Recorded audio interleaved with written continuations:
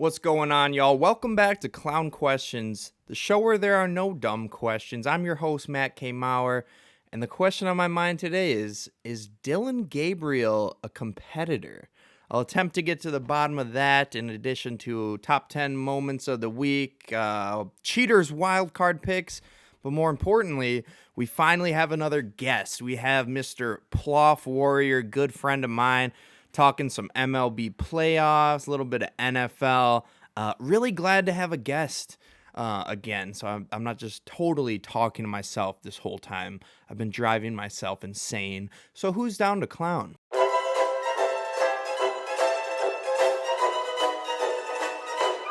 That's a clown question, bro.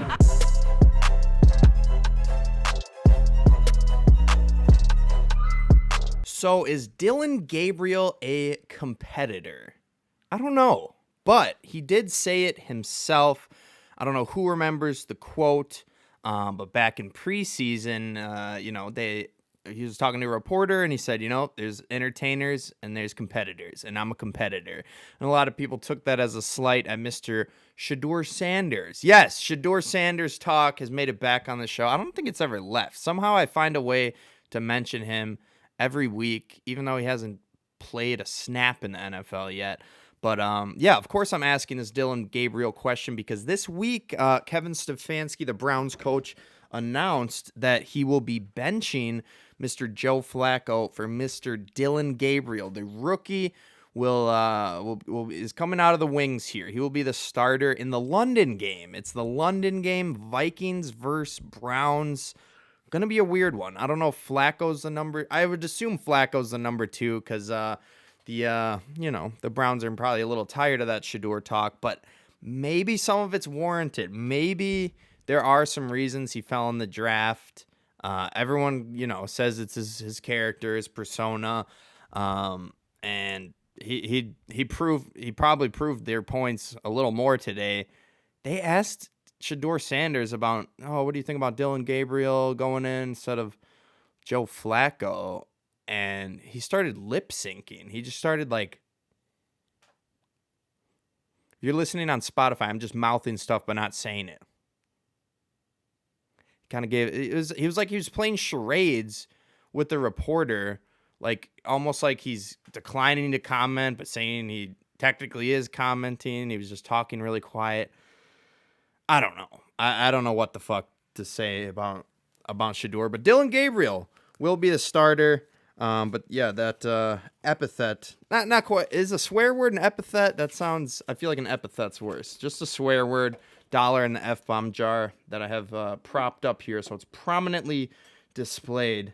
But definitely a weird spot for the Browns, especially after that Shedeur interview. But yeah, maybe not the best time for Dillon Gabriel to make his NFL debut. They are playing against the Vikings, who, if you've heard of Isaiah Rodgers, you would know that the Vikings are one of the best, if not the best defense in all of the NFL. Maybe not the best is probably a stretch, but top 5, top 10 defense type shit. Not the best week for Dillon Gabriel to get his first start. He's going across to Why are you making the change when you have to fly across the pond? You got to fly across the Atlantic Ocean and you're making the change. It just seems like a weird week to do it, but I guess they're tired of kind of, Flacco just hanging around, Browns defense looking great, but the offense not being able to capitalize except in the last minute of the game against the Packers.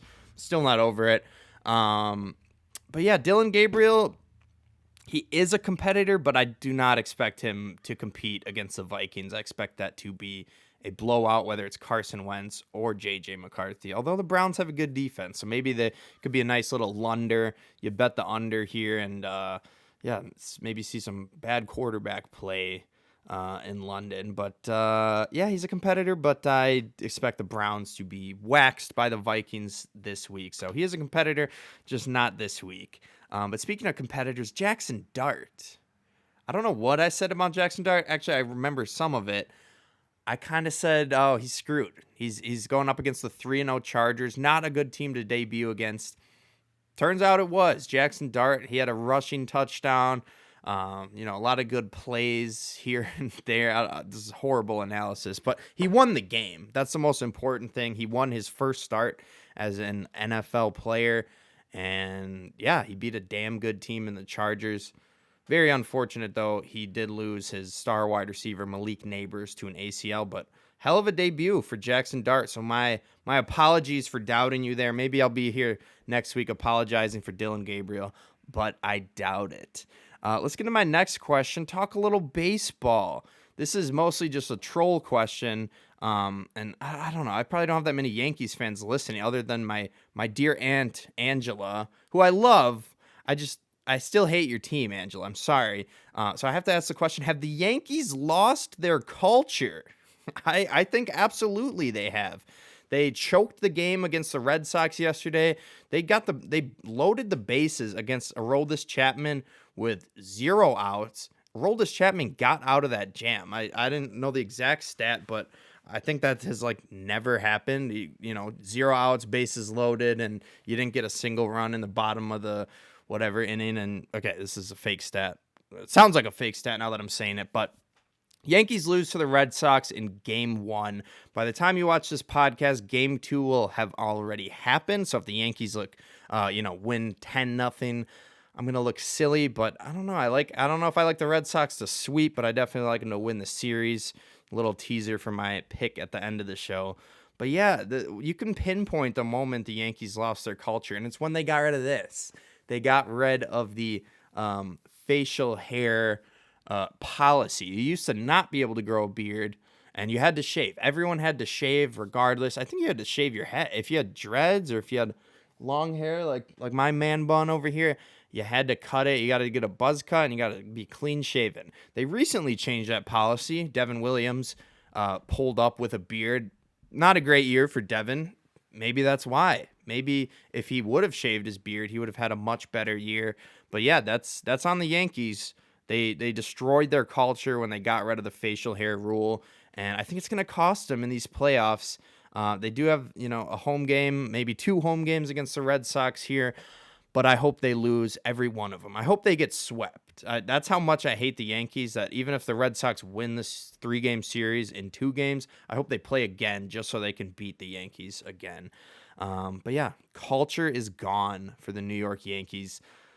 Praying for the Red Sox to win this one. All right, I got to save my prayers for more important stuff. But hoping, thoughts and hope to the Red Sox tonight.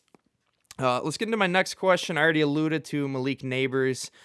With this question, can we turn off injuries? No, unfortunately, we cannot. The world would be a much better place if in the NFL you could just turn off injuries like you're playing Madden. Nope, no fatigue, no injuries. That's both off. Everyone's going to play. No one's going to get hurt. But obviously that is not the reality of the NFL. So Malik Neighbors tearing his ACL in his sophomore season. Really awful time for it to happen, really. When Jackson Dart comes in and gives this team hope. Not that Russell Wilson was totally hopeless. He had that 450-yard passing game. But obviously no one was really high on him, Giants fans or otherwise. So they're excited to have Jackson Dart in there, excited to have Cam Scattaboo balling out. But Malik Neighbors is your best player on offense, and he's out for the year with a torn ACL. So really unfortunate for the Giants here. But yeah, there's quite a bromance, maybe a little bit of a one-sided bromance. I don't know if Dart loves Dable, but Dable really loves Dart. He's getting borderline sensual with his rookie quarterback. So I feel pretty good about my question to open the show last week. Can Dart save Dable? That's what it looks like. Dable sees Dart and he's just in love. He's like, "Are you gonna save my job?" And it's looking like he definitely could. Like I said, if he gets 6-7 wins, I think Dable stays. Shane, I don't know. I guess Shane traded up for Dart, so that'd make him look pretty good too. But yeah, we'll see. But back to hopefully turning off injuries. We can't. We unfortunately can't. And yeah, the worst injury I saw, I know I'm missing a couple. I think Brock Purdy, Jawan Jennings, and Ricky Pearsall are all out for Thursday Night Football tomorrow. hammer the Rams, I guess. I don't know. I mean, Mac Jones has looked good, but you don't have Jawan Jennings. You don't have George Kittle. You don't have Ricky Pearsall. Yeah, Rams by a million. Mac Jones does not have that in him. Only way they win that game is if Christian McCaffrey rushes for 200 yards. So good luck. But back to the injuries. Those are more shorter term injuries. Could be just this week. We don't know when George Kittle will come back, but he's eligible to come back next week, I believe, or as early as this week. No, I believe it would be next week. But back to the most cringeworthy, just tough, gross injury. If you haven't seen it, do not look it up. You don't need to see it. I can describe it for you. Tyreek Hill in Monday Night Football as the Dolphins played the Jets. Had a potential career-ending injury, if we're being honest here. Basically, he caught a pass, ran out of bounds, and got tackled super awkwardly. And you just see the still shot, or you're watching the game. I didn't notice it at first. I went back to see the replay, which was a mistake. But, when you look at the replay, Tyreek Hill's leg was backwards. It rotated 180 degrees in the wrong direction. I guess rotating your leg 180 degrees, there's not really a right direction to do that. But, really unfortunate injury for Tyreek Hill. He dislocated his knee. He tore, I believe, his ACL, his PCL, maybe his MCL. So about as horrifying, as brutal as a leg injury as you can possibly get. Really unfortunate for Tyreek Hill. I saw someone on Twitter, I'll be honest. It was a reply I saw on Twitter that said 0 wide receivers in NFL history have come back from this injury. It's Twitter. Who knows? That might be a fake stat, but I don't know why you would lie about that. It looked like a gruesome injury. It is a gruesome injury. He underwent surgery already. What a catch by me. Really tough for Tyreek and the Dolphins. Prayers up to Tyreek Hill for a speedy recovery. But like I said, he's kind of nearing the end of his career already. And then you get this injury where it's such a bad injury, you don't even know if he'll be able to return next year. It's kind of like Tank Dell broke a couple bones in his leg. This is similar to that. But yeah, Tank Dell he needed more than a year. This injury might be even worse for Tyreek Hill, and guy who relies a lot on his athleticism, on his speed. It's going to be tough for him to ever get back to that same form. So really unfortunate for Tyreek, but I don't know. It was probably because he was in shock, but after his leg turned backwards and he got carted off, he was kind of laughing, smiling, clapping. I think I saw him shout, "Yes!" Most likely, he was in a state of shock. It was probably so painful that tears don't even cut it. You just have to laugh at how excruciating the pain is. But of course, everyone made the leap there, the assumption that, oh, Tyreek is so happy he's not on the Dolphins anymore. He doesn't have to play with Tua Tagovailoa. He's so happy to go sit on his couch and recover and count his guaranteed money. I don't know if that was the case, but I don't know, kind of felt like, I don't know. I mean, he requested a trade last year, but it was more so, I think shock is a more realistic reason for him to react like that after one of the worst NFL injuries anyone has ever seen. But yeah, that Tyreek Hill injury, I keep seeing this one TikTok, or a myriad of these same TikToks of Tyreek Hill getting injured, and then just this sad violin music in the background, and it's just this British guy narrating the old Greek myth Icarus. Icarus laughed as he fell, for he knew that falling meant that he had soared. And I rate my British accent there, but very, very emotional to think, because is that why Tyreek was laughing? Because he knew that falling meant that he had soared? I suppose that's a possibility there, because he did soar. At his peak, he was the best wide receiver in the NFL. NFL players voted him best player in the NFL only 2 years ago. So yeah, I don't know. Why can't good people have nice things. Tyreek Hill never hurt anybody. Tyreek Hill never hurt nobody. Let's just move on to the next question because, yeah, I guess good people can't have nice things. What did Tyreek Hill ever do to deserve this? My next question is, can the Dubs win it all? This is not a typo. I did not mean to write, can the Cubs win it all? Because that's an obvious no. Gonna regret saying that. Does knocking on wood counteract that? I don't know. They might be playing my Milwaukee Brewers next round, so I should probably not shit talk the Cubs too much. Although Padres are up 3-0 on the Cubbies right now. I like to see that.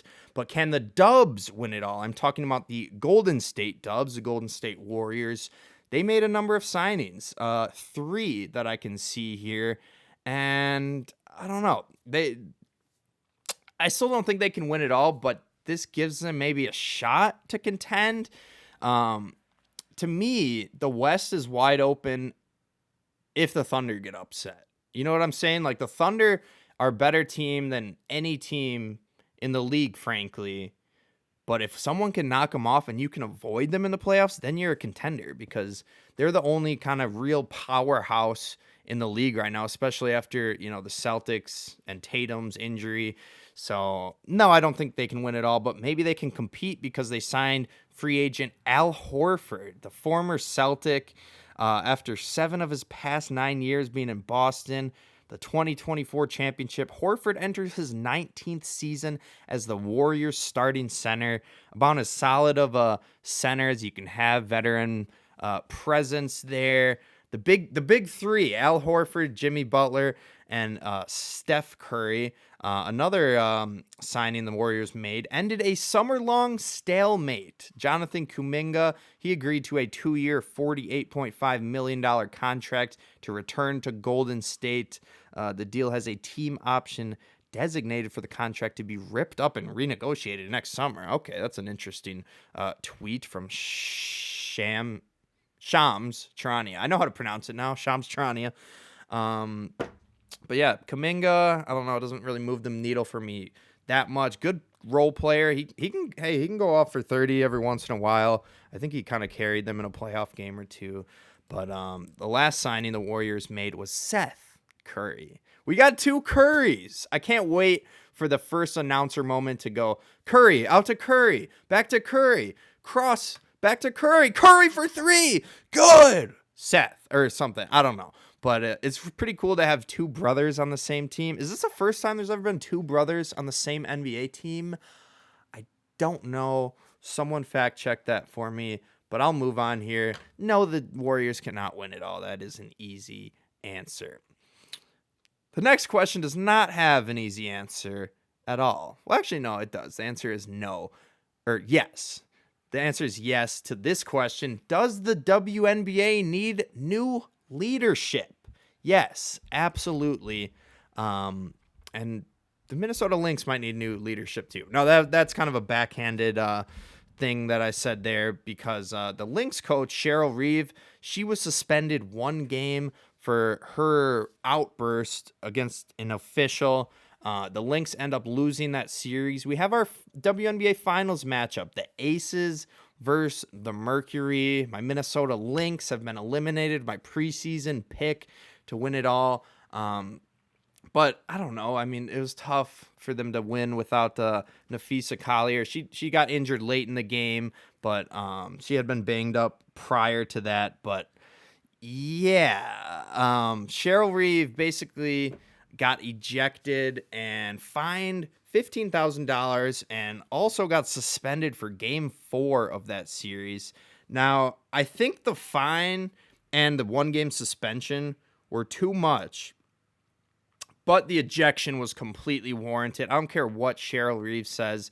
What she did, it was ridiculous if she expected to be able to stay in the game and not get ejected for that. $15,000 in a game definitely is excessive. Maybe they've done that in the NBA, but I don't think so for doing that. It was just a coach screaming at an official, but the ejection was completely warranted. The Mercury made a steal. Whether or not it was a clean steal is up for debate. I think it was fairly clean, but possibly still a foul. I don't think it was a dirty play. Basically, a Mercury player stole it away from Napheesa Collier, but as she was getting the steal, she kind of collided with Collier. Collier tripped and sprained the F out of her ankle. She might have broken it. I forget the exact injury. But that happened. Mercury took it in for an easy layup, and Cheryl Reeve was yelling. Now, that's okay. Coaches are allowed to yell at the refs to an extent. Obviously, depending on what you say, you could get ejected. But what got Cheryl Reeve ejected was she charged the official. The game was still going on. There was 20 seconds left in the game. The Lynx had the ball. They were ready to inbound, but instead of letting them inbound or calling a timeout, Cheryl Reeve runs up to the official and starts screaming in his face. He's like, I don't care what you think of my call. You can't do that. You're ejected. So I'm totally fine with the ejection. Suspension and, fine are a little much. But it's been a shit storm since then. If the end of that game wasn't a shit storm, what we're about to see is a shit storm. Shout out to Napheesa Collier, who had the courage and bravery to stand out and speak out against WNBA leadership, specifically the commissioner. But there were a number of remarks that Napheesa made. That's why this week's First Year Interruption will be with my girl Napheesa Collier. But yeah, basically, she had a lengthy statement. She prepared a statement to talk about what's wrong with the WNBA. Spoiler alert, it's the commissioner.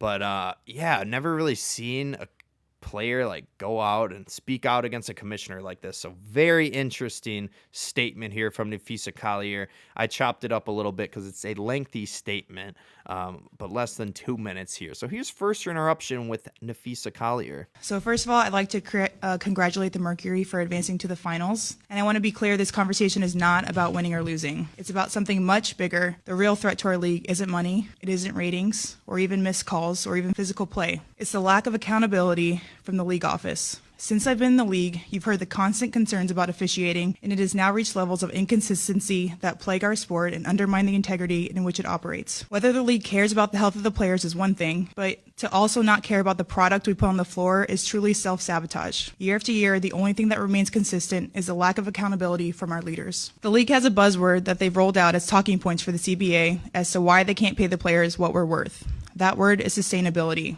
But what's truly unsustainable is keeping a good product on the floor while allowing officials to lose control of games. Fans see it every night. Coaches, both winning and losing, point it out every night in pregame and postgame media. Yet leadership just issues fines and looks the other way. They ignore the issues that everyone inside the game is begging to be fixed. That is negligence. At Unrivaled this past February, I sat across from Kathy and asked how she planned to address the officiating issues in our league. Her response was, well, only the losers complain about the refs. I also asked how she planned to fix the fact that players like Caitlin, Angel, and Paige, who are clearly driving massive revenue for the league, are making so little for their first 4 years. Her response was, Caitlin should be grateful she makes $16 million off the court, because without the platform that the WNBA gives her, she wouldn't make anything. And in that same conversation, she told me, players should be on their knees thanking their lucky stars for the media rights deal that I got them. That's a mentality driving our league from the top. We go to battle every day to protect a shield that doesn't value us. The league believes it succeeds despite its players, not because of them. That last one's a doozy. This league thinks that they succeed despite their players, not because of them. Totally incorrect statement. Yes, they need more star power, like I said. But the only reason the WNBA is somewhat succeeding right now is because of Caitlin Clark, because of Angel Reese, because of Paige Beckers, like she said. Personally, I think players like Napheesa Collier and A'ja Wilson should be talked about a lot more. They should be getting a lot more deals. Side note, Napheesa is beautiful. That's completely irrelevant. Only true statement that that Engelbert said, Kathy Engelbert, the commissioner of the WNBA, was only the losers complain about the officiating. I think that's a fair point. But the bombshell quote here from Kathy Engelbert, according to Collier, was that she told her Caitlin Clark should be grateful she makes $16 million off the court because without the platform the WNBA gives her, she wouldn't make anything. Does Kathy Engelbert know that Caitlin Clark made more money playing for Iowa than she makes playing for the Indiana Fever? According to the AI overview on Google, Caitlin Clark made $3 million in NIL at Iowa. What Kathy Engelbert should be grateful that the WNBA is finally turning a profit because Caitlin Clark joined the league. My brother was like, well, I don't need to get into that, but he was saying, like, Dave Portnoy and Ice Cube offered, Caitlin Clark more money to play in this alternative leagues. That's kind of a dick move, in my opinion, to offer her that. It's kind of a slap in the face to the whole WNBA there. But Engelbert is completely incorrect here. The platform that the WNBA gives her, let's be real here. Caitlin Clark gave the WNBA a platform. But apparently the Fever said that Clark has no comment about that statement. Smart, Caitlin. She's somehow stayed out of... She's always in the drama. She's always in the think pieces online, but she does a good job of staying out of it. She's like, I have no comment about this. I'm the highest paid WNBA player. Why do I care if the commissioner's talking shit? But yeah, a lot of WNBA players were very glad that Napheesa came out and said this. The officiating point isn't something I'm as sure about because I haven't been watching the games, but apparently the games have been very physical and refs not always calling it. Like I said, Coach Cheryl Reeve deserved to be ejected from that game. It was probably a foul. It was probably a clear path foul. She stole it, but when you steal it, you can't, collide into her or trip her, which is what happened. It's cost her ankle and cost the Lynx their season, frankly. Donnie is texting again. Someone trade me an RB. I think he sent that text a million times. Jahmyr Gibbs, Donnie's playing me this week. He said, great, now I have to play Jahmyr Gibbs this week because I made a blockbuster trade with the Gowans. Got Jahmyr Gibbs, but that's irrelevant. We're talking about the WNBA here. This is my WNBA talk. But yeah, a lot of WNBA players came to the defense of Napheesa, otherwise known as Fee. Sophie Cunningham on Instagram commented, people only know Kathy because of Caitlin. She's the most delusional leader our league has seen, and it shouldn't ever be about the commissioner in the first place. Couldn't have said it better myself, Sophie. Napheesa, shout out you. You're probably going to get fined for that, which is really unfortunate. That's their solution. Like, we have problems with the league, let's fine our players. Like, you don't pay the players enough to fine them. Suspension. Wow, is a paid suspension a good enough punishment? I don't know, but the WNBA clearly has a problem. And according to Napheesa and pretty much any other WNBA player that has commented on the situation, Kathy Engelbert, the commissioner, is the problem. You know who else is a problem? Ploff Warrior. And I mean that in a good way. He's a problem on and off the court. And on the diamond, where we'll be today, we're going to talk some baseball, probably talk some NFL, Packers, Brewers, two really good teams. And haven't done the interview yet, but I can guarantee very good interview with Ploff Warrior. Here he is, Mr. Ploff Warrior. All right, now pulling up to the pod is a reoccurring guest, owner-operator of Team Ploff Warrior in the Burner Fantasy Football League. It is my good friend, Ploff Warrior. Ploff, thanks for joining me today. I'm excited to talk some ball. Thank you so much for having me, as always, Matt. I was looking forward to this text. I was hoping it would come sometime soon. The crew's been on fire, and yeah, I think we figured a time out at the perfect time. So hell yeah. I was trying. We were on such a heater. I was trying to get you mid-season, but I just haven't had anyone on in so long. But it's good to finally talk to someone. I don't have to just get my dumb takes off into the void. I can bounce them off you, someone who actually knows what they're talking about. Yeah, exactly. So first question off the bat, I feel like I should have asked you this 5 podcasts ago, but why is your profile picture Peter Griffin? I don't think I've ever asked you that. I just, I feel like if I was a cartoon character, that would be one of the guys that I would relate to the most, if I'm being honest. So Fair I don't enough. know. You're a family guy. Yeah. Ever since the whole AI thing came out, like, I've had a, you know, different iteration of whatever team is like the hottest right now or whatever, and then um I got Yeah, I noticed. my corporate job, and I was just like, you know what, I'm Peter Griffin Oh, with a okay. suit from now on. That's Okay, what yeah, I I'm was doing. wondering. I was wondering why it was the suit. Are you gonna put a blue Brewer hat on Peter Griffin for the playoffs, or So every time I've done that, it's like been the hasn't month worked out? before, and it's just bad luck. So I'm just gonna Maybe roll with the suit. Yeah, yeah. I'm gonna roll Okay. with it and see what happens. All right, we'll see. Yeah, I put the Brewers hat on my profile picture months ago, so I Yes, think we're in the clear. I think we're yes. in the clear there. But obviously, I want to talk some Brewers. We'll talk a little NFL, MLB playoffs. We're in the middle of a game right now, so maybe me and I will bleep that. I will bleep that. All good, all Me and good. Ploff, me and Ploff will give you some live updates on this Red Sox Yankees game that's tied. But before we get into either of them, I gotta ask you because I know you're hyped on both, but what are you more hyped on, the Brewers or Micah Parsons? See, Matt, like I was going back and forth with this, like when it happened, because like the Brewers went on the 14 game win streak, right? And it was like all time high, like go like midway through August, it was awesome. And then like, water always finds its level, and we started dropping some games. Still haven't like missed like a full game, like I'm at least watching 4 to 5 innings 100%. If not, I'm scrolling on my phone. You've seen all 162 this year? Damn near. Or I've listened to them on the radio, Yeah, or I was doing that. That's kind of fun. I wish we had Bob obviously I still, but know. that's more fun than it gets credit for. I got some takes on that later on, but Oh, yeah, but okay. then the Micah Parsons news dropped, and I legitimately shit my pants. Like that was Actually? no, I wish. But no, I just remember like because it was reported by that dog account or Yeah, whatever, was it Ricky Scoops? Ricky Scoops. Yeah, it was Yeah, I reported saw by that. I was him. like, this is nonsense. What are you like? You Packers fans are Correct. getting excited for nothing. 2 days So later.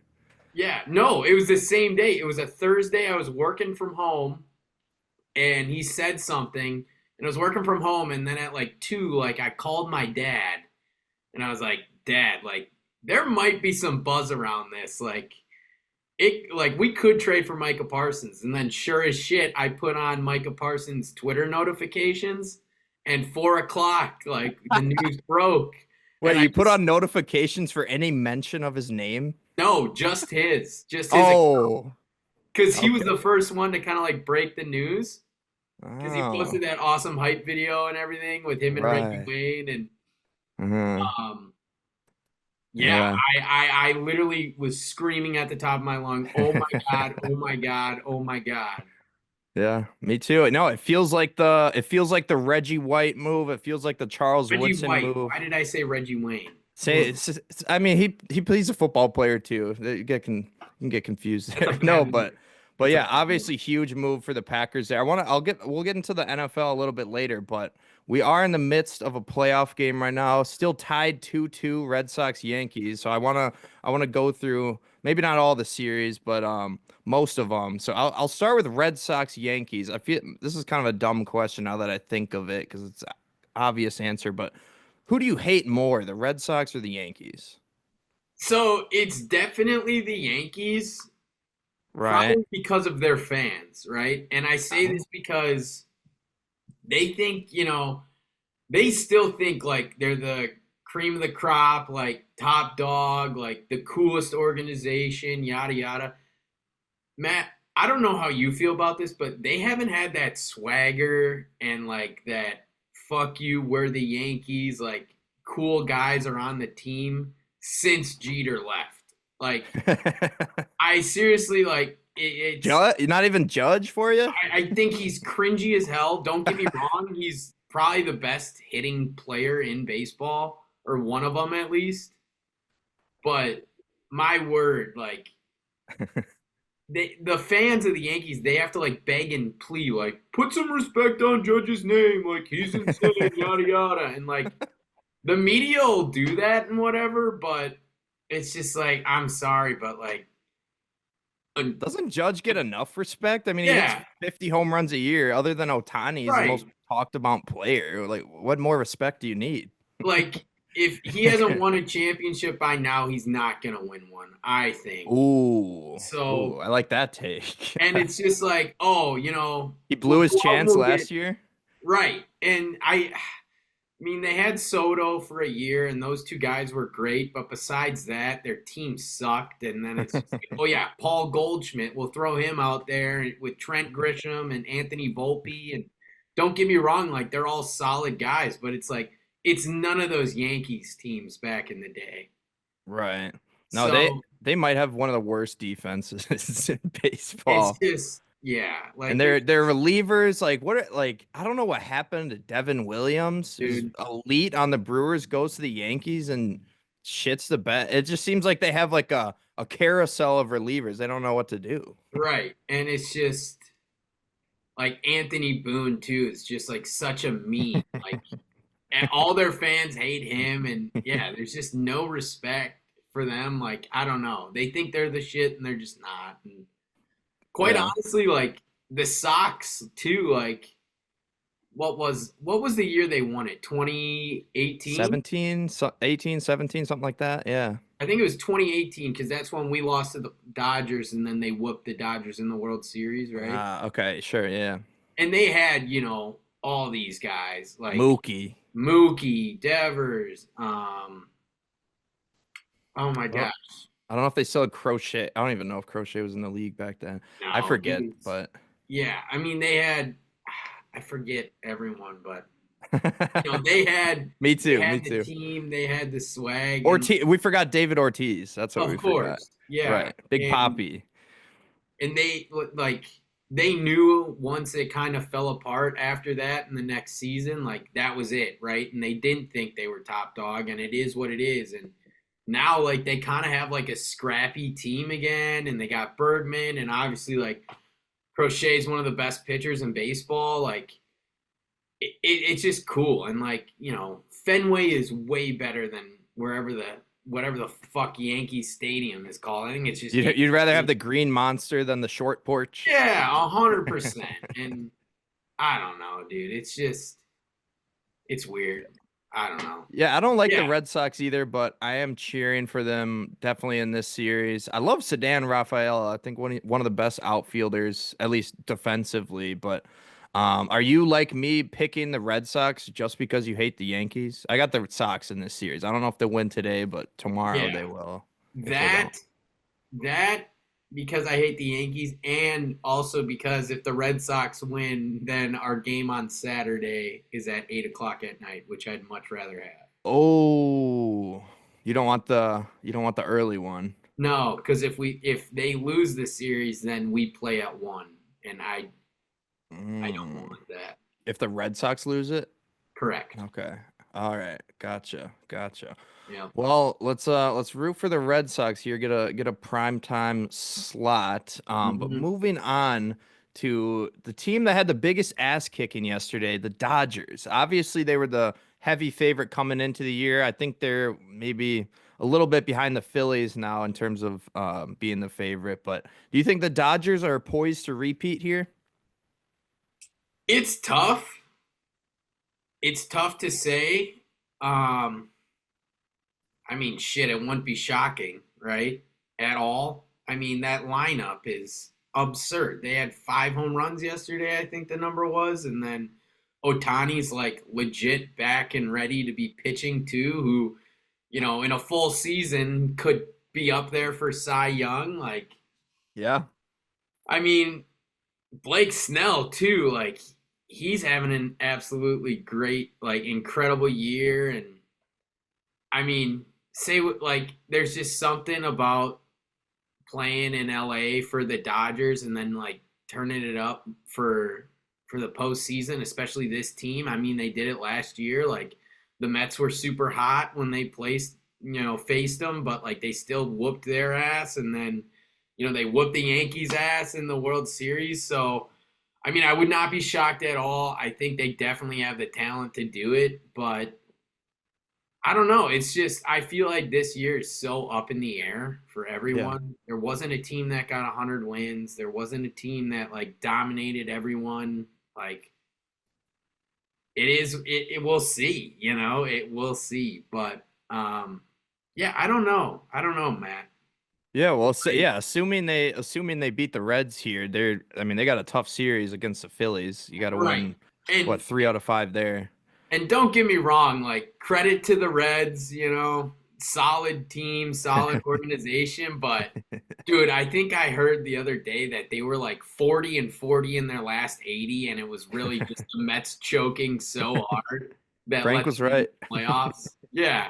Like congrats Cincinnati. Like you get a free 3-day trip out to LA and to lose some baseball games pretty much. Right. No, I totally agree with you. They definitely benefited from that Mets collapse. Yeah.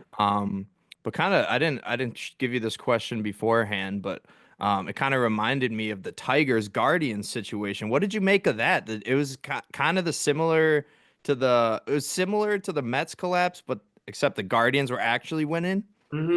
Yeah, so that was the thing too. It's like everyone at the deadline was kind of like, "Oh, Cleveland's gonna sell, right?" And like a huge name at the deadline was Stephen Kwan, who's one of their outfielders that's like super good, super, you know, All around player. yeah, just a guy you want on your team, a guy you want in your roster, just consistently solid. And like that was like one of the bigger names talked about at the deadline, and they didn't sell him, and they just kept fighting. And when you have an organization that's like been successful in the last few years with kind of the same team, like I know they lost Naylor in the off season last year, but like same team. They have Jose Ramirez, who's like one of the best players in baseball, probably the best third baseman in baseball, like definitely in the AL. And like, yeah, they're just super solid. And once you start playing for each other and playing for the guys you've been with in how many ever years, like it just seems like you're gonna perform and get the win. And Yeah, it's all about getting hot in baseball, right? right, 100%. So yeah, and then obviously Detroit, like I feel like they just always relied on the long ball all season too, and like that's just not set up for success, especially in today's game. And Hmm. I mean, obviously Skubal was awesome yesterday, but he went down and missed some time earlier at the end of the season too, so that probably didn't help. And yeah, I don't know. It was just that was wild. That was absolutely wild. I remember like at the All-Star break, I think they were, the best team in the AL, and Like close 14 to. games up on the Guardians, something Right. crazy. And Yeah. then the Guardians just said, "All right, no one got traded. We're still here. Season's not over. Let's just win some games." And that's what they did. So baseball's awesome like that. It's awesome. So Yeah, I don't know, but I want the Guardians to win that winner take all game 3 tomorrow. I don't know why. I believe in Believeland. There's I just do something too. about it. I Yeah. 100% do too. And like they show out too. That fan base shows out. That stadium's cool. And how many times have we seen them like, you know, everyone in the city buys in and they're like the Guardians, and then they don't come up with it. So I hope they at least win a And wild then card. Giancarlo Stanton breaks their heart in the Right, 10th inning. right. Yeah. Or the Or the Cubs, Cubs in the World Series. Yeah. Yeah, exactly. But yeah, we'll see. I don't know. I like Believeland. We'll see if they can make a little run here. They got to win that game tomorrow for sure. Yep. And speaking of needing to win a game tomorrow, this is getting a little more into the Brewers stuff, the biased Brewers talk we're bound to have. Hmm. Cubs Padres. Padres win 3-0 today. They force a game 3 winner take all at tomorrow. Um, who would you rather play as a Brewers fan? Would you rather play the Cubs or would you rather play the Padres? I've been going back and forth with this now, like all week. I right now I just like while the games are on and everything, like I hate seeing the Cubs fans be happy and I hate seeing the Cubs be successful. So I'd rather see the Padres just so like the Cubs fans can shut the hell up. Yeah, for sure. It would be absolute cinema if we got the Cubs and it was, Council in Miller Park or in AmFam, like a playoff series would be crazy. But then we have to deal with all the rich prick Cub fans buying out all our tickets and chanting PCA, PCA. It's just like I don't want to deal with that, Yeah. and they don't deserve to do that. So, quite frankly, I'm going Padres. I want the Padres. I think both those teams are really good, and they have guys all through their lineup. They have solid pitchers. I would say San Diego's probably got better bullpen for sure, especially with the way Mason Miller's He was falling right painting now. today. He Holy was shit. painting. My He hit goodness. 105 at one at bat. It was just- 105 on the corner. Like Yeah. no one's hitting that. So yeah, I mean, It's tough. and also too, like we have some revenge on Manny Machado, some unfinished business there. So What? Okay, so I forget the Manny Machado thing. What's the beef there? I forget what happened. so it was the NLCS, right? In 2018, and I forget what game it was, but I think he homered or something earlier in the series. And then he hit like a ground ball to either short or third, and they threw it to Jesus Aguilar, our first baseman at the time. And then he like tried to like cleat him. And then it was just this whole skerfuffle, and he was just such an asshole about it. And yeah, so ever since then, I've kind of always hated Manny Machado. Dirty player. It runs in the Padres organization with Fernando taking those steroids. But no, I think I agree with you. A Brewer legend would never. A Brewer legend would never. Brewer legends never would take steroids. Exactly. Never. But no, I totally agree with you. I think from an entertainment standpoint, Cubs Brewers would be a lot cooler. But yeah, I don't want all the Chicago fans at Miller No. Park over there. But yeah, we'll have to see how it shakes out. It's not Yeah. like we really get a say in the matter. No. No.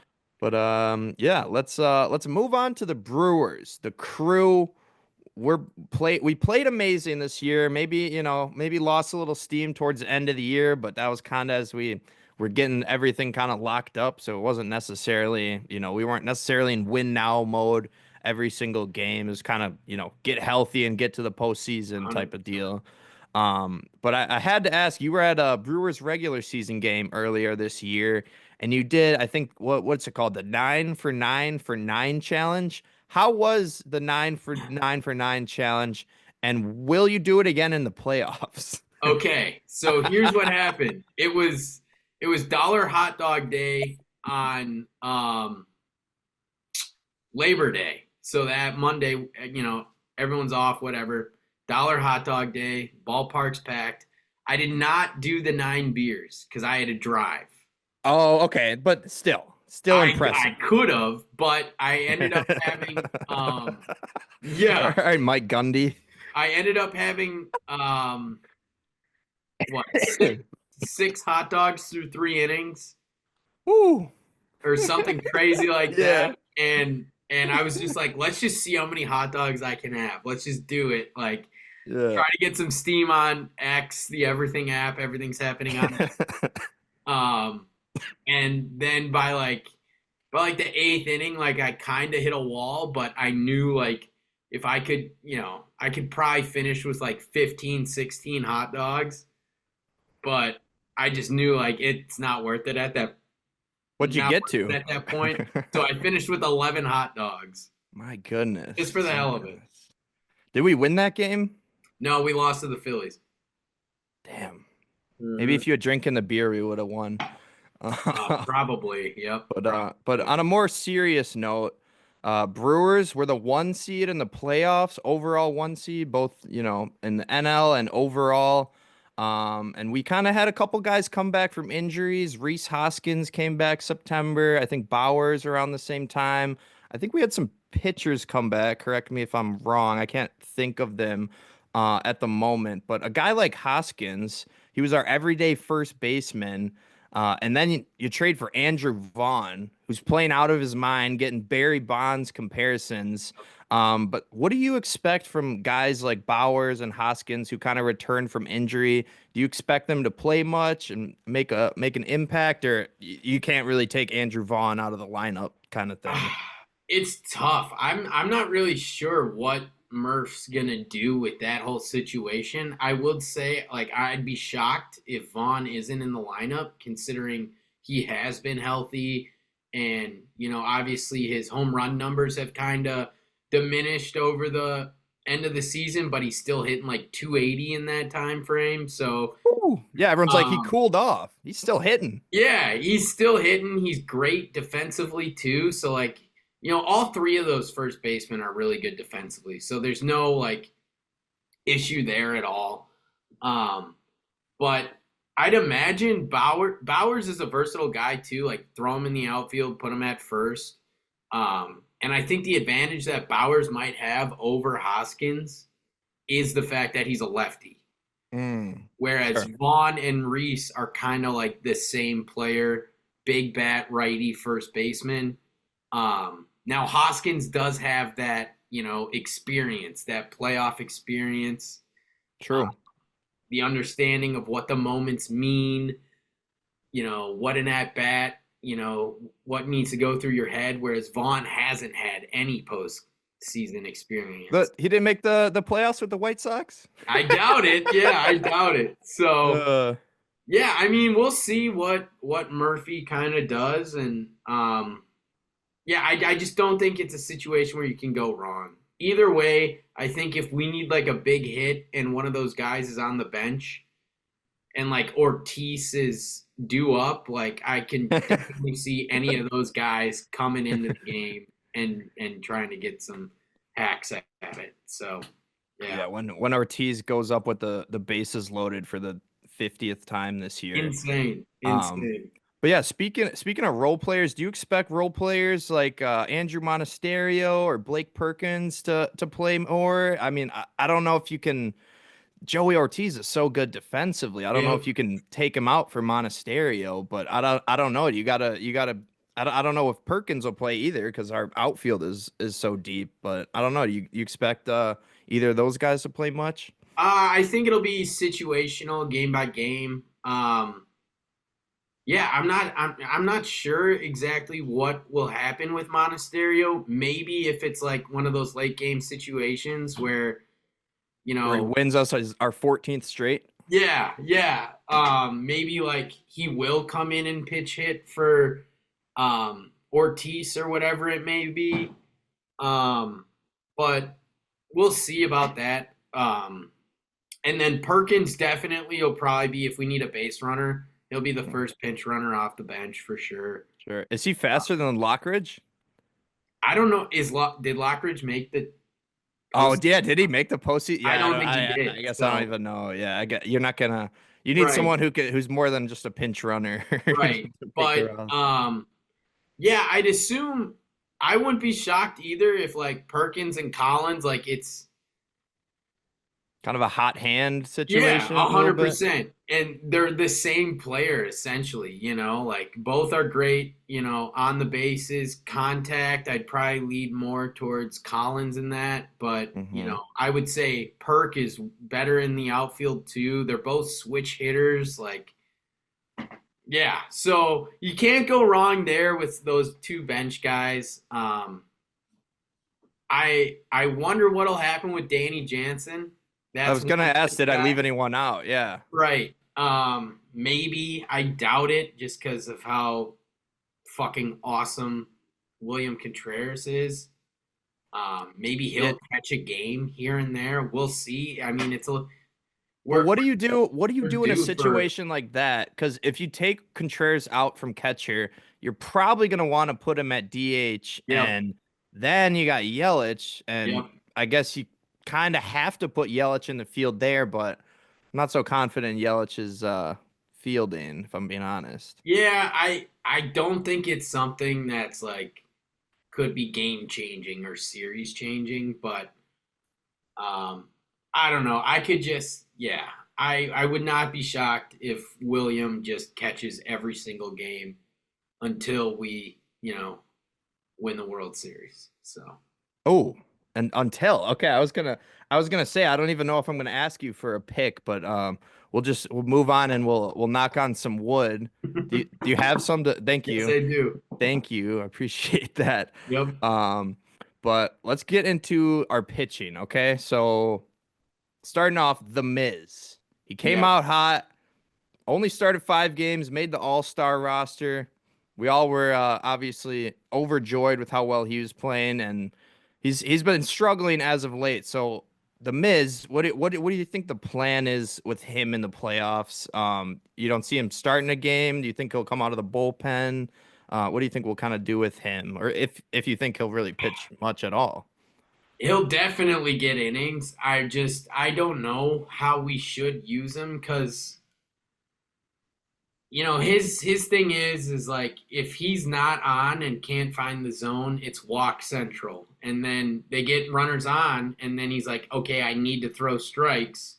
And then, he throws so hard. Do not get me wrong. He throws so hard, but then it's, in a spot where these guys can hit it. And that's where he runs into some trouble, high pitch counts, all that stuff that you don't want in a starter. With that being said, I think it depends on what happens the day before because we all know Freddie's getting the ball Saturday, right? Yeah. And Is we he just healthy? yeah. Okay, good, good. We're just gonna have to see how he does, what his pitch count is, what is how many innings he goes, how many relievers have to go, how many pitches they throw, all that stuff. But I would be shocked if he doesn't come out of the pen in some situation or some game, or I'd be shocked if he didn't like start a game with the plan of him going the first 3 innings, see how he's doing, and maybe Little we just opener run role. Sure. exactly. Okay, yeah, that's Um, what they're doing with Otani when they're ramping him up. right, but if you do recall, I believe it was Corbin Burns and Freddie Peralta, their rookie years when we were in the postseason with them. They came out of the pen too, and then they Mm, went on to be all-star starting pitchers. yeah. So it's not like oh well he was so good now he sucks he's gonna stink the rest of his career, like not at all. I just think right now we have the rotation and we have the guys in place where we can throw him in the pen and he can be super effective in the ways that we need him to be, or he can be that starter role, that starter guy that could go maybe 1 or 2 innings, get through their lineup maybe one time and take it from there. Hell yeah. Hell yeah. Okay, I like it. So Mhm. you said, and I agree with you, we expect Freddie Peralta to start game one against, whoever wins tomorrow, Cubs, Padres. But how do you expect, like you said, the Miz is probably coming out of the pen at this point. How do you expect the starting pitching rotation to play out? I mean, the second best pitcher all year has been QP, man. Quinn Oh yeah. Priester is Yeah. the fucking boy. He is. I mean, you talk about the best trade in baseball. That's got to be the best trade in baseball this Yeah, what season. do we even trade for him? Freaking a bag of balls, probably. Like, Little yeah, duffel bag with some dollar just bills. just him like being a guy where he's just so consistent and I feel like he does a very good job of finding the zone and staying in it. And then also just like he has the balls and confidence where it's like, I'm gonna put this pitch here and I'm gonna let the guys behind me make the play. And they Mhm. do. And that's why he's been so successful. That's why he's gotten as many innings as he has. That's why he's won as many games as he has. And yeah, he's just so unexpectedly great, and it's been awesome. And I'd be shocked if he doesn't go game 2 or 3. Yeah. So you think we'll have probably a four-man rotation then, or I honestly don't know, Matt. I'm not who? too Okay, so sure. we got we got Freddie, we got Quinn Priester. Who we doing? Quintana third, or We I mean, what are you we thinking? we could have Woodruff? Quintana, we could have Woodruff, we could have Chad Patrick. Chad Uh, makes me a little nervous. he's another guy where it's just like he's young, but he can be like what Quinn Priester's doing, where it's like he doesn't complain, he goes on the mound, he throws the ball, and he lets the team behind him make the plays, Hmm. So yeah, we'll see.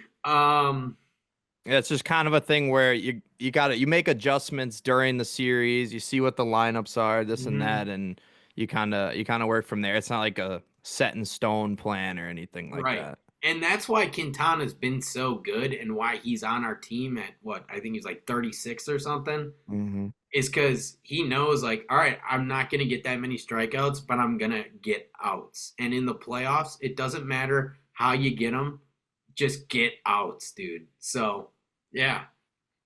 Yeah, absolutely. Well, yeah, I think we both have high expectations for the Brewers. It's going to be a grind, but yeah, just you win 11 games. That's all you got to do is Yeah. win 11 more. win 11 more of them. Um, but yeah, hell yeah. So you alluded a little bit to your World Series pick. Let's move on. Let's not jinx anything, but last thing on the MLB, do you have a dark horse playoff team for me?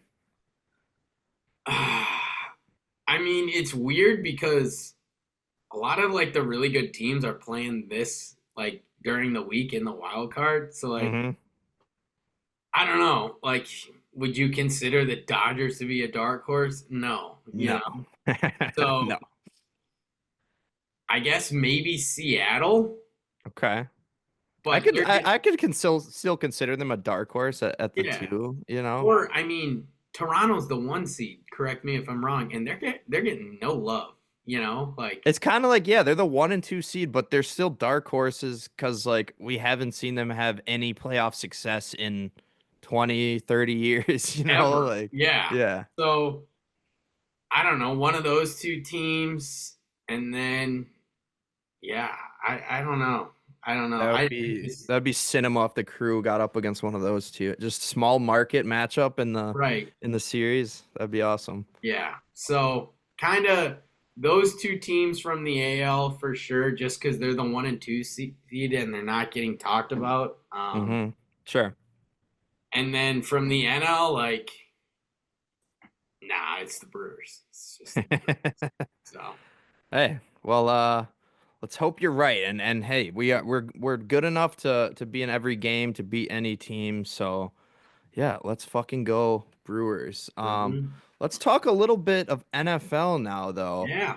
Um, obvious question that I don't think got answered on Sunday Night Football, but who won the trade? We didn't get an answer, right? I don't think, yeah. I just we will never have an idea unless I don't know. I don't know. We could find out sooner rather than later. We may never find out, Matt. So, I think at the end of the day, I think Micah Parsons won the trade. Oh, And I interesting. say this because, you know, he said it when he got traded and he's been saying it since. He said it in his, all his interviews following the game and leading up to the game. Like, he just really didn't feel respected by Jerry, and he wanted out, and he wanted to get paid, and he got freaking paid, and he went to a contender and an organization that's all about football, and I think he's one of those guys where, like, he does his podcast or whatever, but he really is all about football. He doesn't seem problematic. Like, you can tell how much he loves it and just how much it, like, he embraces being a football player. And like his post game interview after the tie, he was like, they brought me here to make the big plays. Like it's not a special thing. It's not a big thing. Like, that's what I'm supposed to do. That's who I am. And like, those edge rushers that like have that motor and want to be like in every single play, like Max Crosby, Myles Garrett, Micah Parsons, like those guys eat, breathe, and live football and sacking quarterbacks and making tackles and wrecking games. So Mm-hmm. I feel like I just feel like, the Cowboys, the organization, and even the fans to an extent just like didn't appreciate having a guy like that. And the fact that we have him now in Green Bay and in Wisconsin, where, we as a fan base are eat, breathe, live Packer football. Like, I Yep. just think it's a great fit. So, Yeah. All ball up in all Green Bay ball. for All Micah ball and Parsons. beer. Ball and beer. That's all we care about. Maybe some dollar hot dogs, but yeah, Yeah. no, I like that. Micah Parsons won the trade. That's Yep. great. Yeah, I don't. Oh, I actually do have Super Bowl pick on here. Well, we'll get to that. Baltimore Ravens. They lose to the Chiefs. They are 1-3. Lamar Jackson's banged up, might be out this week. Is it time to panic in Baltimore, you think? I just think their defense is such dog shit, dude. Like, besides them playing the Browns, they've let everyone just steamroll them. True. But I will say, playing at Buffalo, Detroit at home after they have lost in week 2, and then Kansas City on the road, 3 out of your first 4 games, that's hard as shit. Yeah. So, is it time to panic? No, but What if Lamar is out this week? I think You it's feel good time to about be disappointed. you feel good about Cooper Rush? I mean, what No, if Lamar's out? I guess I don't know who they're playing. Let me look it up. Lamar's a gamer though, Matt. Like Lamar's a gamer. They So play. Oh, they have a bye week? no, they definitely play. Oh yeah, 10-5. Yeah. Oh, they play the Texans. Oh, okay. Well, I think their defense will fare well on that one, but Cooper Rush against the Texans defense is kind of scary, I think. Yeah, Well, who knows? you just gotta hope. Just give the ball to Derrick Henry and don't let him fumble. And don't So Ugh, don't vape, kids. But yeah, moving on to another team in the AFC North. Do you think Aaron Rodgers and the Steelers are legitimate contenders? no, I don't. You don't? No, I Am don't. I that delusional for thinking they could win a couple games in the playoffs? I think they could make the playoffs, but um, You don't see him did you winning a just see that game. error? Did you just see that error in the game? Oh no, not the. Oh, I assumed it was a Yankee because it was an error. But No, is that an Aaron error Judge. if you're kind of leaping like that? I don't He know. should have made that catch. Damn it, 3-2 Yankees. Shoot. A lot of game left. A lot of game left.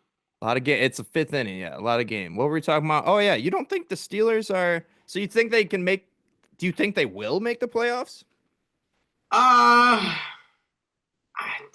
besides the heavy hitters in the AFC, I don't know, dude. I really don't know. I think they'll be one of those good teams, average or above average teams, but I don't know. What if what if they have to play Buffalo on the road? They're not winning that game in the postseason. No, Like, what if no. they have to play? What if they have to play? Even the Maybe Ravens. the Chargers. Yeah, Like they're not winning that game. Like their defense is solid, but it's not great and it's not good. yeah. Or it's not It's not great, but it's elite good. like we thought it was. Yep, Yeah. yep. Their O line, like, if they play a really good pass rushing team, like Rodgers is fucked. And then like Do you see Rodgers beside on that tush push? that was funny. That They was did what they do a direct snap to one of the tight ends and Rodgers just standing yep, back there. He's like, I'm not getting involved in this. right, right. But um You just don't see but it. then like besides DK, I just don't think they have the skill players. No, you're right. They got good running backs and DK and good tight ends. But the wide receiver too, yeah, we don't really know who that is. Cole Austin. It's just like, Calvin sorry, Austin, yeah, he's Calvin not. Austin. He's he's fine. He's all right. But Yeah, yeah, you're I don't right. know. Maybe they need another weapon or two. Um, And two, Matt, like in the playoffs, right? Like you need a quarterback that can evade pressure and run for first downs if they need to. Like look at all the past quarterbacks that's like been successful in the playoffs, right? So I like Rodgers can still sling it. Don't get me wrong. He can still sling it, but he's just not mobile and it's gonna be tough. yeah, even that one first down he ran for in Dublin, he fumbled immediately after. Right. So and it's no discredit to him, but it's just like, yeah, I don't know. I don't No, know. that's fair. That's fair. They're not playoff team, but just maybe not Super Bowl team. Speaking of a team that's not a playoff team or a Super Bowl team, the New York Giants, Jackson Dart, he goes into the chart. No, he was at MetLife, but the Chargers come into town and he beats them, even though Malik Neighbors goes down in the middle of the game.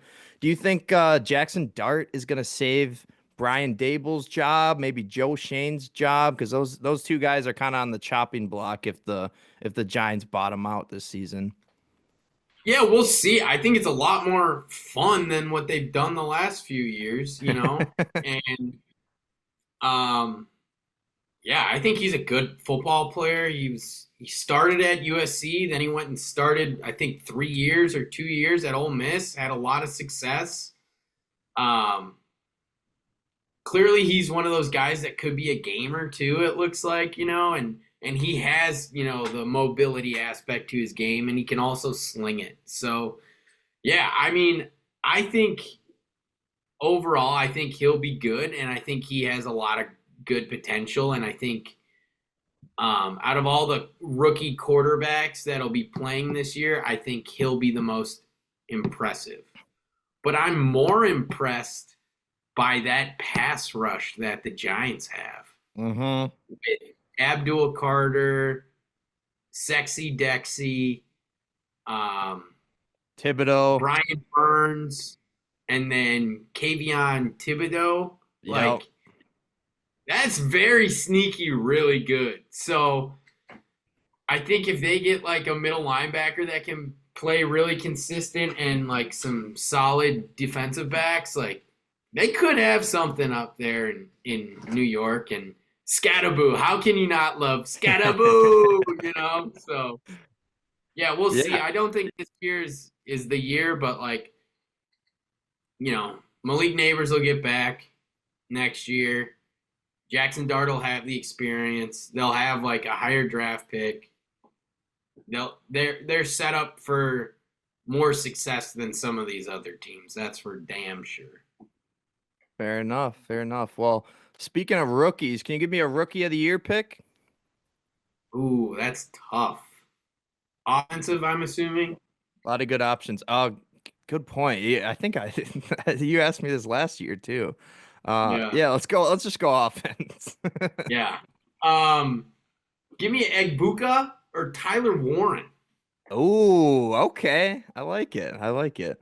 Both been Tyler Warren out there with Indiana Jones. I like Yeah, that pick. that's been a lot of fun. That would be fun. I wonder if that's ever happened. A tight end winning the rookie of the year. That would be pretty dope. Um. Did Brock Bowers not win it? Oh, you're right. He He might might have. have. Or did no? Jaden Daniels. Jaden Daniels. Yeah, 100%, 100%. You're right. Okay. Two more picks for you on the NFL, and then unfortunately, I'd like to ask you a question about Badger football. Um, Sure. I feel like I know who you're gonna say here, and I don't want a potential jinx, but you got a Super Bowl pick? Yes, and it's not who you think. Okay, okay. All right. Who you got? I got the Buffalo Bills. Josh Allen finally gets his first one. Over? Either Philly or the Rams. Okay. I like it. I like it. It's a good pick. Josh Allen finally gets over the hump and beats Mahomes in the playoffs, or maybe probably he probably avoids him. That's probably how he You gets might, there. yeah, we'll see. Get the So Ravens to knock him out first. maybe, yeah, or the Chargers, or Denver looked really good the other night too. So Yeah, the yeah, Chiefs are gonna have a hard time winning that AFC West, probably. I Oh, we gotta got a home sneak. run. Red Sox tie game. Oh, sorry, I don't Oh, know if you're behind me. My bad. yeah, you're ahead of Trevor's I, s- story, huh? I spoiled it for you, but we got a tie Oh, game good. again, 3-3. Let's go, There Red we go. Sox. Yeah. That's all Last I pick. care about in these games. Is just make it cool, make it competitive. Yeah, make it entertaining. Not that Reds Dodgers game last night. Oh But shit, he yanked that thing. what's up? What'd you say? He he crushed that home run. Yeah, now he's putting on the Wally helmet. But yeah, one more NFL pick I want from you is the Thursday night football pick tomorrow. We got I think all of the 49ers are hurt. Mac Jones is starting, Brock Purdy's out, Jawan Jennings is out, Ricky Pearsall's out. So I think the Rams are 7-point favorites at home. Who you got? 49ers at Rams. So, isn't there some beef between McVay and Shanahan? Oh yeah. Oh yeah. There's a lot of beef in that And division. yeah, and it hasn't like It's like the I might be one wrong in coach this. owns the other, and this coach Yeah, owns that. Yeah, I forget. It was back when Carroll I and think that Kingsbury were in there. There was like a I think it's never-ending something like cycle. yeah, I think it's like Shanahan owns McVay. No, McVay I don't. owned Carroll. Carroll owned Kingsbury, and Kingsbury owned McVay. I forget, but it was like a circle. It was like one Right. coach would Yep. always beat the other coach for some reason. Yep. So, I forget who owns anyways, who I'm in this taking the one. Rams with the points. Yeah, I'm me taking the too. Rams with the points. Um, I like it. and I think, dude, Puka Nakua is one of them guys. Yeah, he might be the I one. also think I also think Jared Verse is one of them guys. Facts. And their defense in general is kind of slept on. And then Hmm. Stafford, like, dude, he's I don't know still so good. how is he doing it with that neck or back injury or whatever. He had some weird injury in preseason, and he doesn't look like it's affected him much. He's rich. He's paying for it to be fixed somehow. What everyone does these days if you got money. True. Um, but yeah, and then you have Devonte Adams, who's still Devonte Adams, but like doesn't need to be the workhorse, and like Yeah. he's literally their wide receiver too. And when Devonte Adams is your wide receiver too, you're in a good spot. Hell So yeah. I just don't Absolutely. think their running game is that great, but that's why you have Matthew Stafford and the wide receivers that you do. Tutu Atwell also can just take the top off of defense like no one Facts. else. So Facts. All right. Well, I'm with you there. I got the Rams and the points as well. Um, only got two questions left for you. This is the question I've been dreading the most. Badger football. Badger yep. football. We are in some dark times over there in Madison. You just moved to Madison in Yes. order to so you could watch this dumpster fire up close. But yeah, we lose to Maryland 27-10. And losing to Maryland would be bad enough. If we lost to Maryland on like a miracle play or a field goal, like I would still be upset and embarrassed. We got dominated by Maryland for 4 quarters. So my question is, who should we fire and who should we hire? It's tough. So, number one, I'm going to start off by saying we are and have been a basketball school for the last 10 years. Oh, So, basketball, Badger basketball, oh. great. We were But good that one year in football. yes, true. Um, That one year. that one Uh, year. But I don't know. I just feel like who's our AD right now? do you McIntyre. want? Yeah, McIntyre. McIntosh, I think. So he's made some moves, and I work with a lot of people that are like tapped in alumni that like know everything, go to all the games and all that. And one of them was telling me, he's like, yeah, he's pissed off the fan base and he's done some ill-advised stuff. And like, we've obviously already extended Luke Fickle. Yeah. I like to call him Luke Fuckle because he's done fuck all for the Badger Nation. Yeah. But Well said. yeah, so I don't know. I don't think he's the greatest. I don't think he's led us to success. But man, is Fuckle just so disappointing, dude. Yeah. Like, there was so much hype for him coming from Cincinnati and coming off the playoff that he took Sauce Gardner and Desmond Ritter too, and that Cincinnati team, and like, oh, he's a great recruiter, yada yada. Well, all these guys he has playing all fucking suck, and like, it's just upsetting. Like, Everyone except Ricardo Hallman. True. we have one So- good player. It's just, Oh. I don't know. Like, But you agree with me that we should fire him? I think, yeah. And I know who you're gonna say, or I want to ask you a question. We fire Okay. him. Who do you think we should hire? Because I got a few names. Okay, I know it's completely. I know it's not realistic, but I've heard people saying we should go after the Kansas coach. But I'm looking at that like, how is that different than Fickle? You know, you took a horrible program and made them good. It's like they had nowhere to go but up. I don't want him. I want to do the splash hire because the splash hire I feel like is what gets you recruits.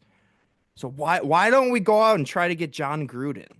You telling me John Gruden wouldn't pick up the phone? And if you think that one's crazy, I'm also considering Urban Meyer, which I don't think he would. I don't know. I feel like he likes his job now, but I don't know. I think we should just go fuck it mode and get a splash hire, get the recruits and turn the program around. But I don't know. You got any ideas for some hires? I love Gruden. I love that name. Yeah. Going off that, what about Ed, Coach O? Yes. Ed Ogeron.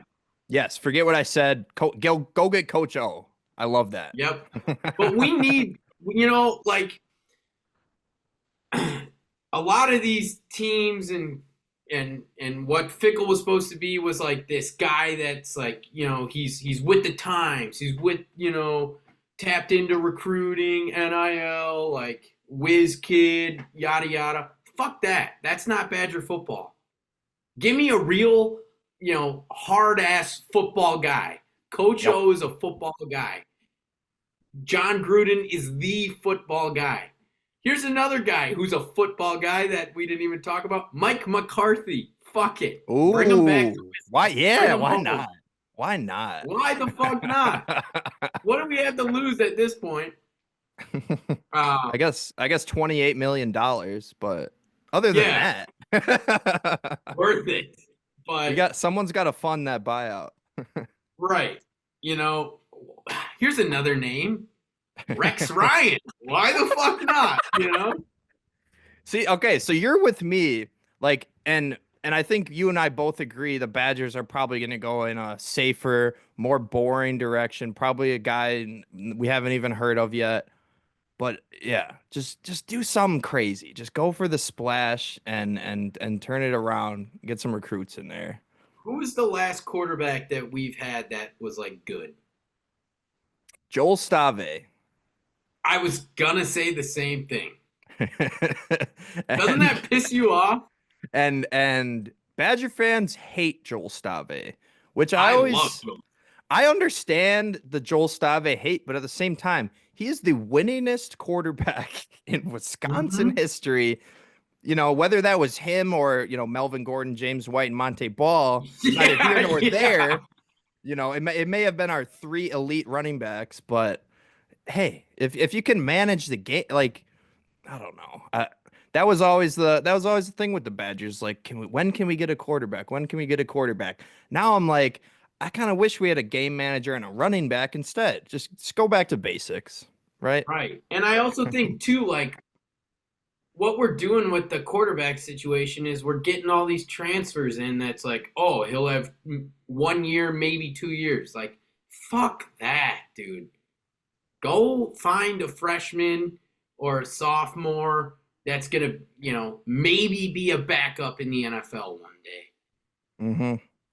Yeah.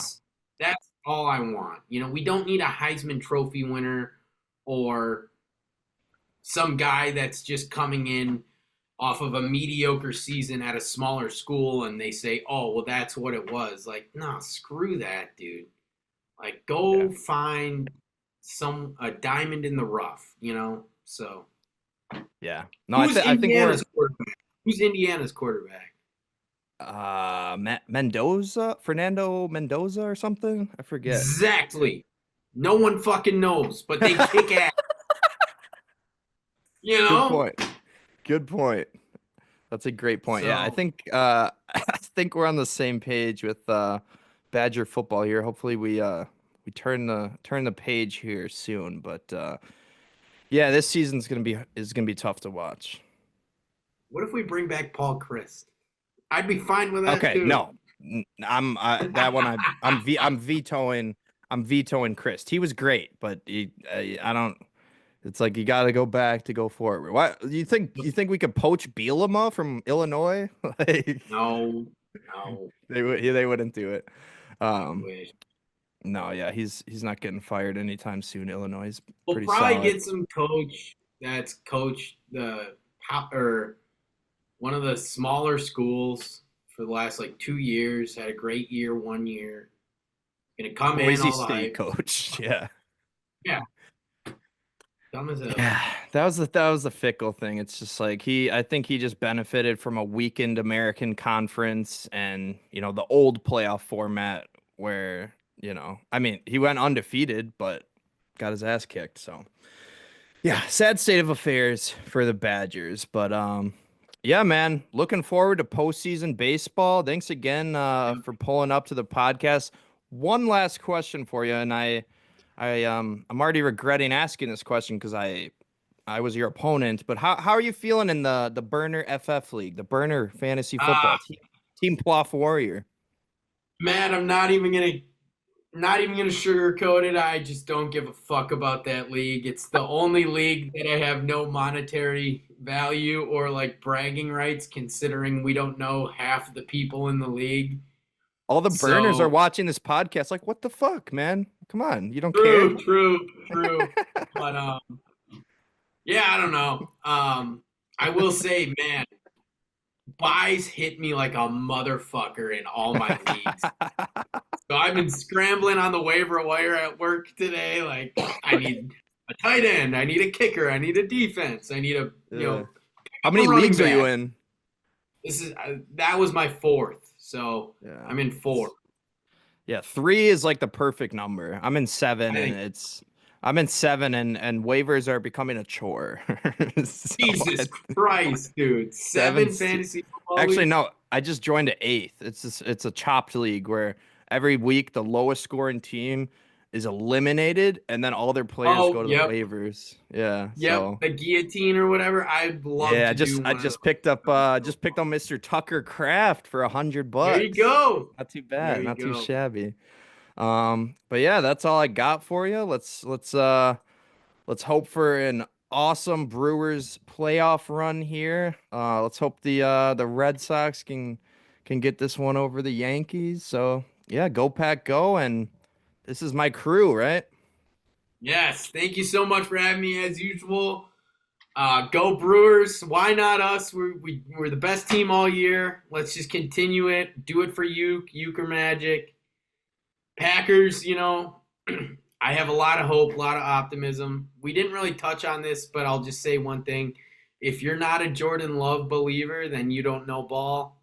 If Jordan Love has no fans, I am dead. A lot of upside for the team. LaFleur, figure your shit out. We'll be fine. But Brewers World Series, Bucks, maybe deep playoff run. Maybe we'll touch on that at a future date. Well, yeah, we'll revisit Mr. Miles Turner and the rebuilding. Well, I don't know if I want to call you guys rebuilding. You guys are in a weak in the East. You get reloaded. Yeah. The East is weak this year, so I think you guys could surprise some people. including myself. Yeah. Let's just get out of the first round one time. But Matt, seriously, thanks so much. I really appreciate it. It's always so fun chopping it up with you. So yeah, hell yeah! Thanks so much for pulling up. I'm hyped for some Brewers playoff baseball, man. Let's go get some W's here.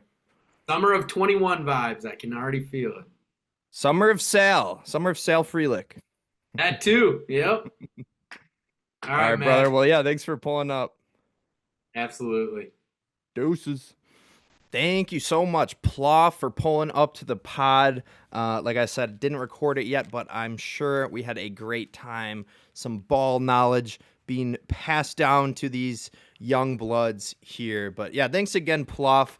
Great to finally have another guest. It has been too long, but let's get into it. Let's finish out the show here with our top 10 Goosebump moments of the week. At number 10, we have Brandon McManus hitting the 34-yard field goal for a walk-off tie.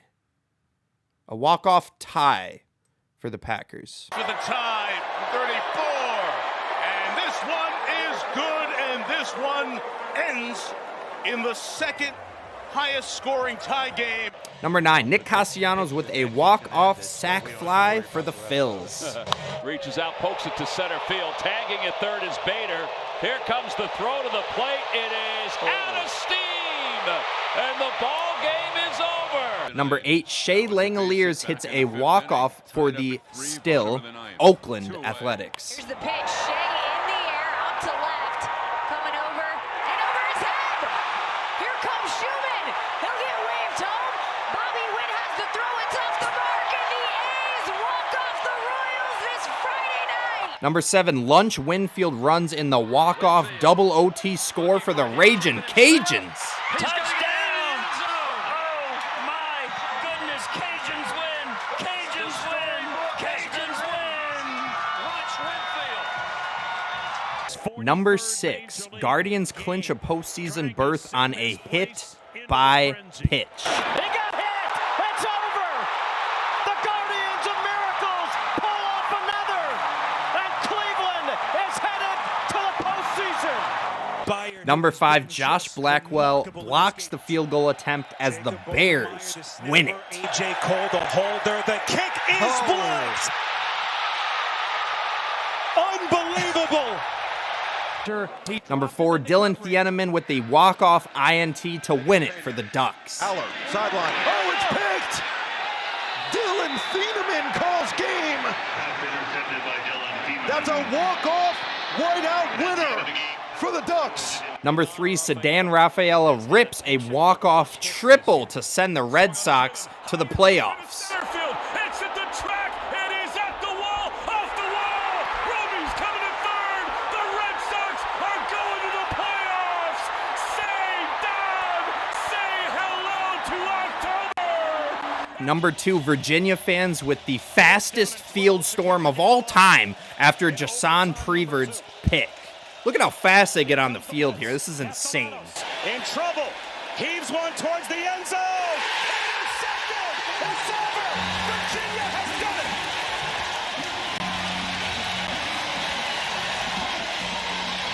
it. Number 1 moment of the week, Brian Rocchio hits a walk-off dinger off the foul pole in game 162. Deep to right. Down the line. Off the pole. Can you believe it? A three-run walk-off home run off the foul pole and right. Brian Rocchio now getting mobbed. And the Cleveland Guardians end it in style. Unbelievable win for the Guardians there. They didn't need it. They had clinched the postseason already, but they got in the 10th inning. They're like, yeah, let's try to win it, I guess. And last game of the year, Brian Rocchio hits one off the foul pole. There's few things more electric than hitting one off the foul pole. That field storm might have been one of them. Maybe should have put that field storm number 1. That verbal meme, the Willem Dafoe looking up, just terrified. That was that FSU receiver as the field storm happened. They waited a second, maybe 2-3 seconds after that game-winning pick to storm the field. That's the fastest field storm I've ever seen in my life. But yeah, a lot of walk-offs this week. Who would have thought a hit by pitch would make its way into number 6? But that's hilarious. I mean, you clinch the postseason on a hit by pitch. It's got to be in there. But so many walk-offs, a lot of these walk-offs in football this week. So you love to see that. But let me finish out the show here with my Cheaters wild card picks. We are in the midst of Game 2 of Padres and Cubs. Padres are up 3-0. But I can assure you, and if you can trust me, maybe you'll believe me, I swear I made all these picks before the series started, but it is still a Cheaters pick because I'm making the picks after the series is started. But yeah, I'm going to pick all 4 series. And Guardians, Tigers, I like the Guardians. Shout out Brian Rocchio. He broke the tie, hit another clutch home run for them. That series is tied 1-1. Winner take all, Game 3 tomorrow. That's going to be electric. Who doesn't love a winner take all? But yeah, give me the Guardians in that one. I believe in Believeland, and that's the only reason I need to pick. Tigers collapsed at the end of the season and basically handed the division back to the Guardians. So I think the Guardians are taking this one tomorrow. They're at home. They'll have the advantage there. So yeah, I like the Guardians to win this second game here. 2 straight to take the 3-game series over the Tigers. As far as Cubs-Padres, Cubs win Game 1. Padres are up 3-0 in Game 2. Looks like the Padres will probably pull it out. Don't jinx it, please. But regardless, I'm picking the Cubs as a Brewers fan, and maybe my opinion will have changed after I had talked to Ploff, but I can't say it because I can't go back in time. But as a Brewers fan, I'd low-key rather play the Padres. I don't know how the pitching matchups work, but personally, I just don't want to see so many Cubs fans. If we play the Cubs, there are going to be so many Cubs fans at Miller Park. At Miller Park, that's what it's rightfully called. So I kind of want to play the Padres just for that reason, because it's a short drive for the Chicagoans. But unfortunately, I am picking the Cubs in this Padres series. I think Padres probably win today. Cubs probably win the winner take all tomorrow. And yeah, Cubs-Brewers would be absolute cinema. A rivalry renewed in the playoffs here. Other pick is pretty easy. Reds-Dodgers. I think the Dodgers won, 10-6, 10-5. They were up 10-2 at one point, just murdering the Reds. I think the Dodgers sweep them. I think the Dodgers win tonight and win that 3-game series with 2 straight wins as they advance to play the Phillies. And the last series I want to talk about is probably going to be the most electric series just because of the history, because of the rivalry. Red Sox-Yankees. Who doesn't love to see that? As much as I hate the Yankees, I love this matchup just because of the vitriol that has been there for 150 years. I don't even know. Since baseball was invented, that rivalry has existed, it seems like. But yeah, you guys know who I'm going to take in this one. I'm obviously going to take the Red Sox in this series. Maybe that Yankees question earlier made me look dumb if the Yankees win one today. I think that one probably goes 3 with the Red Sox taking that 3rd game in Yankee Stadium. They took the 1st game. So again, cheaters pick, but I did pick the Red Sox prior to it, mainly because I hate the Yankees. But yeah, those are my wild card picks. Guardians, Cubs, Dodgers, Red Sox. I still got to go to Potawatomi, maybe put down a World Series ticket on the Dodgers. Put it on the Dodgers because, I don't know, I don't win a lot of bets, so maybe that kind of eliminates an elite team there if I bet on them. But yeah, with all of the potential winner-take-all Game 3s tomorrow, only one question remains. How can you not be romantic about baseball?